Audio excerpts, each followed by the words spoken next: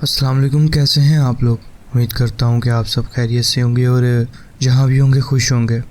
मेरा नाम है वहाब और मैं आपकी भेजी हुई स्टोरीज नरेट करता हूँ। अगर आपके पास भी कोई ऐसा वाक़या है जो आप मुझसे शेयर करना चाहते हैं तो नीचे दिए गए डिस्क्रिप्शन पर मेल कर दें ताकि आगे आने वाली वीडियोस का वो हिस्सा बन सके। तो बढ़ते हैं आज की स्टोरीज़ की तरफ।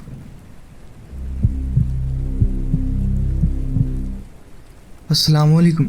ये वाक़या जो मैं आपके साथ शेयर करने जा रहा हूँ ये गर्मियों के मौसम में 2021 के आसपास पाकिस्तान के शहर रावलपिंडी में हुआ। मैं नए नए एक काफ़ी बड़े घर में शिफ्ट हुआ था। ये पहली दफ़ा था कि मैं किसी ऐसे घर में रह रहा था जहाँ मुझे पूरी आज़ादी थी कि मैं अपनी मर्ज़ी से उसे सजाऊं, डेकोरेट करूं और उसे अपना बनाऊं।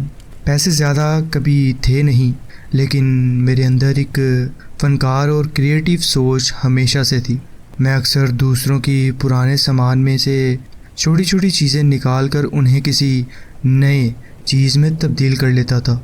मेरे वालिदैन का गैराज जो कि एक छुपी हुई दुनिया था जहां मुझे हर बार कोई ना कोई नई चीज़ मिल जाती थी। वो इसी शहर में 1998 से रह रहे थे और उनका गैराज उसी वक्त का एक जीता जागता निशान बन चुका था। मैं हर हफ्ते उनके घर जाता और गैराज में झांक लेता, देखने के लिए कि कोई नई चीज़ मिलती है या नहीं। अम्मी भी अब इस बात की आदत डाल चुकी थी कि मैं गैराज से कुछ ना कुछ निकाल लेता हूँ। एक दिन तो उन्होंने मजाक में कह दिया, जो लेना है ले जाओ, अच्छा है सफाई भी हो जाएगी। एक दिन मुझे वहाँ एक छोटी सी सफ़ेद पुरानी धात की आईना मिला। लगता था जैसे पहले ये किसी वैनिटी या ज्वेलरी बॉक्स का हिस्सा रहा हो।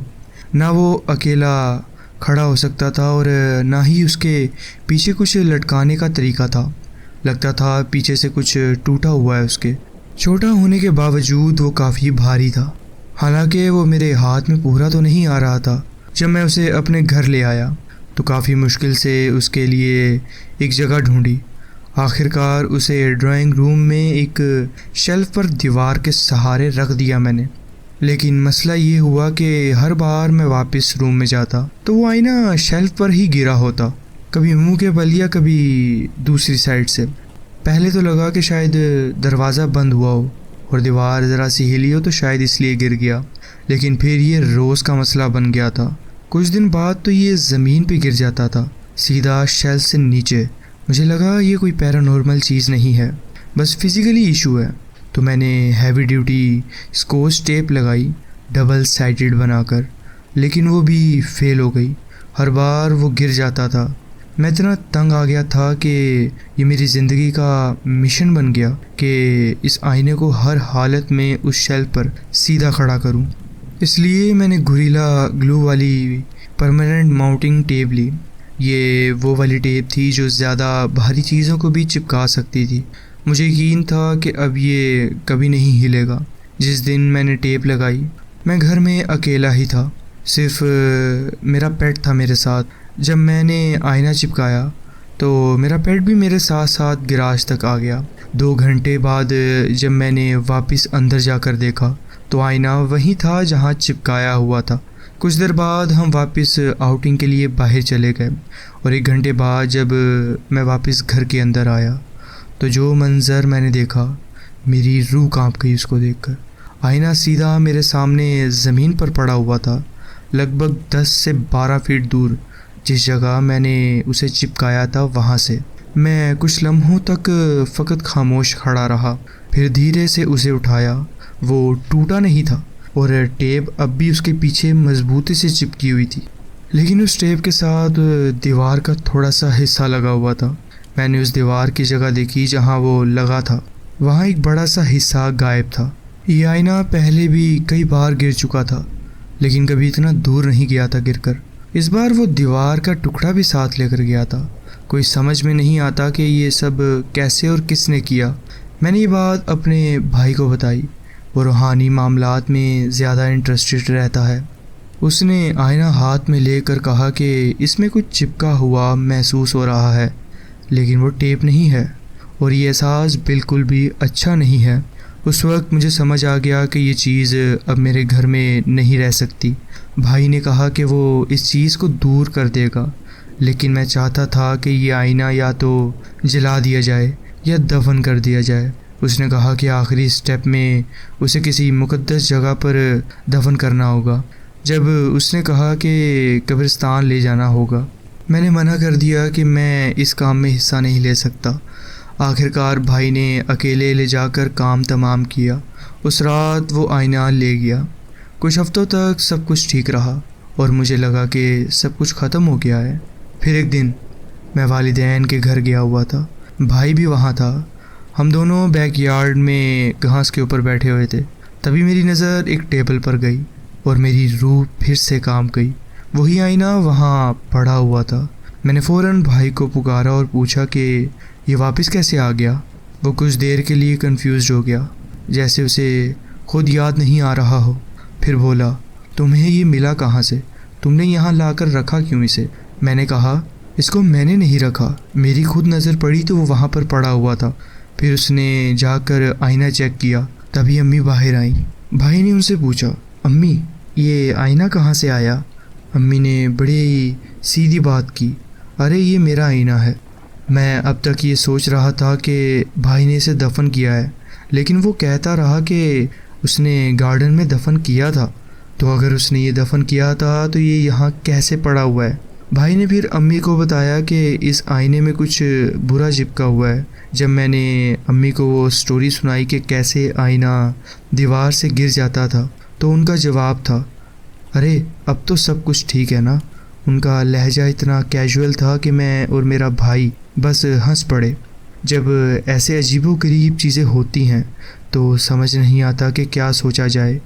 मैंने अम्मी से पूछा कि ये आईना कहाँ से आया था। उन्होंने बताया कि एक एंटीक स्टोर से मैंने ख़रीदा था। पहले मुझे लगा कि ये दादी का होगा या अम्मी के बचपन का, लेकिन जब पता चला कि ये किसी अजीब पुरानी दुकान से लिया गया था तो सब कुछ थोड़ा ज़्यादा समझ में आया।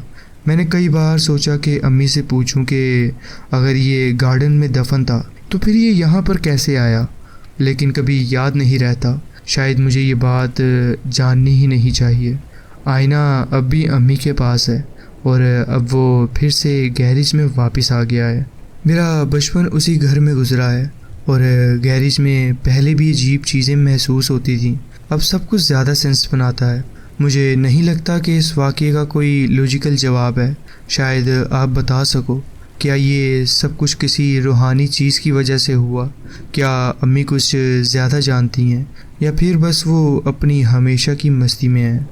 ये मेरी ज़िंदगी का पहला वाक़या था जिसका मुझे आज तक कोई सही जवाब नहीं मिला। ये था मेरा एक वाक़या जो मैं आपके साथ शेयर करना चाहता था।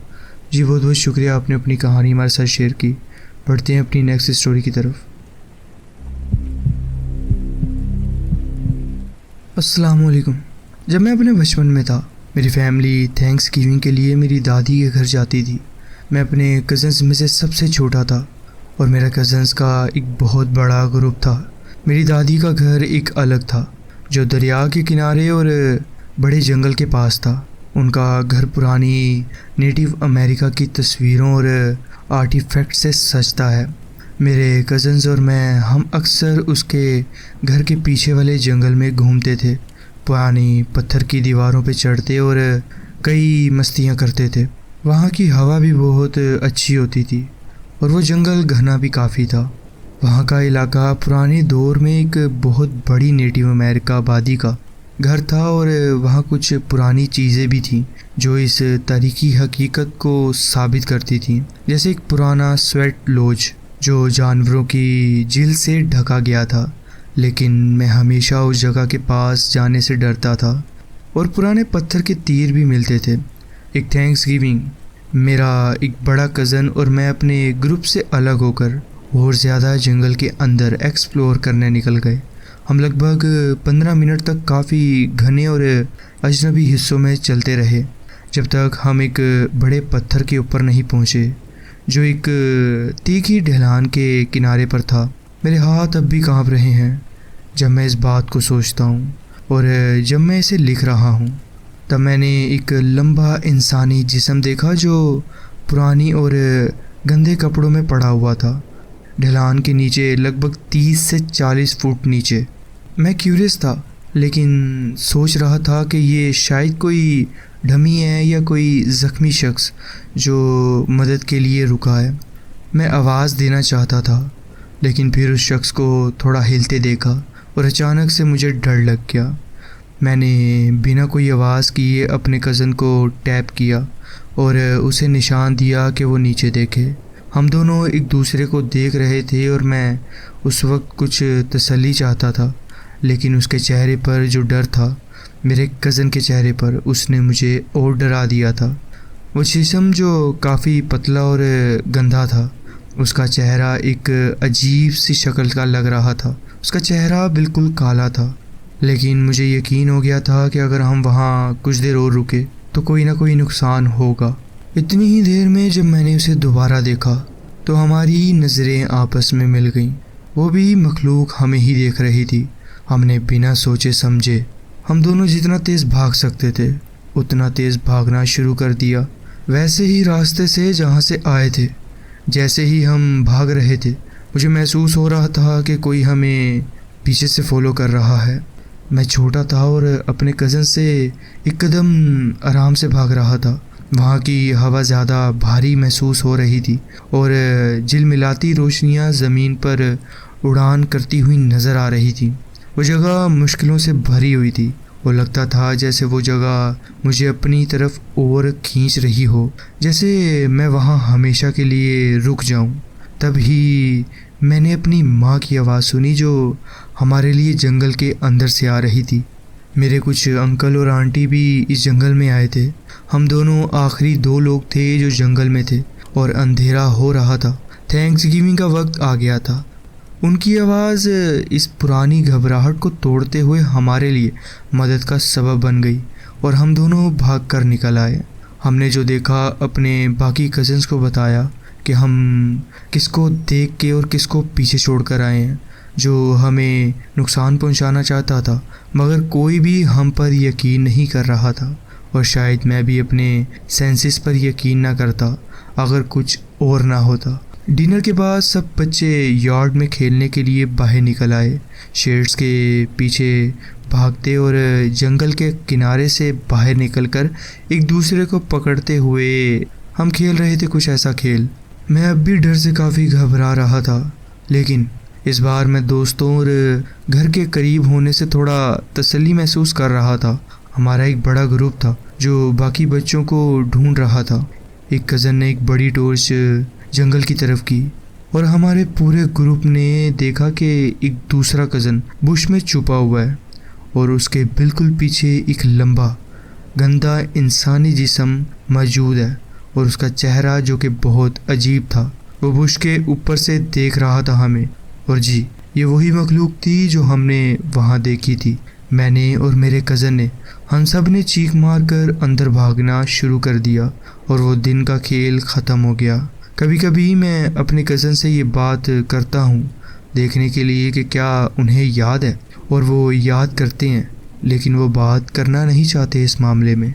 ये था मेरा एक वाक़या जो मैं आपके साथ शेयर करना चाहता था। जी बहुत बहुत शुक्रिया, आपने अपनी कहानी हमारे साथ शेयर की। बढ़ते हैं अपनी नेक्स्ट स्टोरी की तरफ। अस्सलाम वालेकुम। ये कहानी एक छोटे से शहरी के बारे में है जो जॉर्जिया में था, जिसका नाम था मालविली।